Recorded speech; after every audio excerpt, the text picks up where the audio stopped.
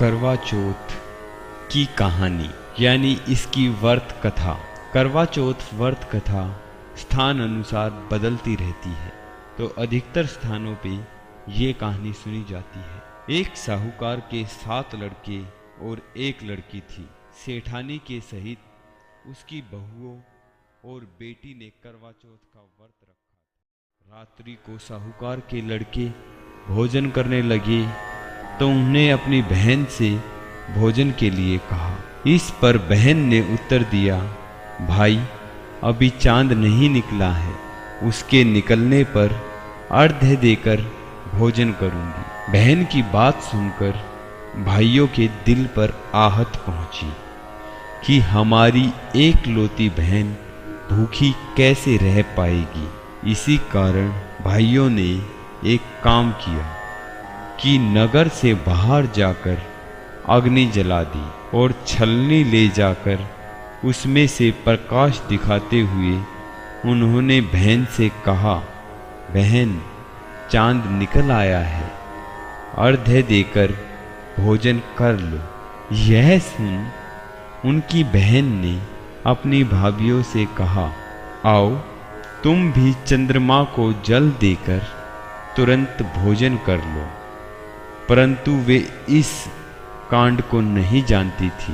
उस लड़की की भाभियों ने कहा कि ननंद जी अभी चांद नहीं निकला, तेरे भाई तुझे धोखा करते हुए अग्नि का प्रकाश छलनी से दिखा रहे हैं। भाभियों की बात सुनकर भी उसने कुछ ध्यान न दिया। भाइयों द्वारा दिखाए प्रकाश को ही चंद्रमा मानकर उसे जल देकर भोजन कर लिया। इस प्रकार व्रत भंग करने से गणेश जी उस पर अप्रसन्न हो गए। इसके बाद उसका पति सख्त बीमार हो गया और जो कुछ भी उनके घर में था वो उसकी बीमारी में लग गया। जब उसे अपने किए हुए दोषों का पता लगा तो उसने पश्चाताप किया। गणेश जी की प्रार्थना करते हुए विधि विधान से उन्हें चतुर्थी का व्रत करना आरंभ कर दिया। श्रद्धा अनुसार सबका आदर करते हुए सबसे आशीर्वाद ग्रहण करने में ही मन को लगा दिया।